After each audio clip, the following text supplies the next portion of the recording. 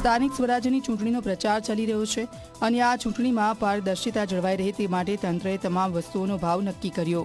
ચા કે કોફીના 10 રૂપિયા, અડધા કપ ચાના 6 રૂપિયા, દૂધના 10 રૂપિયા, 100 ગ્રામ ભજીયાના 30 રૂપિયા, પૂરી શાક પ્લેટના 40 રૂપિયા અને 2 નંગ સમોસાના 30 રૂપિયા, લીંબુ પાણીના 15 રૂપિયા, ગુજરાતી થાળીના 90 રૂપિયા, ઢોલ નગારાના વ્યક્તિ દીઠ 300 રૂપિયા અને ફટાકડાના બોક્સ દીઠ 100 રૂપિયા લેખે ગણતરી કરવામાં આવે છે।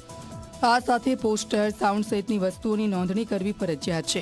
ઉમેદવારોએ રોજિંદા ખર્ચનો હિસાબ રાખવાનો હોય છે અને આ તમામ નિયમોનું પાલન ફરજિયાત છે અને જો ભંગ થાય તો કાર્યવાહી થઈ શકે છે। ઉમેદવારોની ખર્ચની જે છે મર્યાદા નક્કી કરવામાં આવે છે। એના પાછળનું મુખ્ય કારણ એ છે કે ઉમેદવારો જે કંઈ ચૂંટણી સંબંધી ખર્ચ થાય એમાં એક સમાનતા રહે કે એક મિનિમમ જે કોઈ પણ ભાવ નક્કી થાય એના કરતાં ઓછો ભાવ ન દર્શાવી શકે।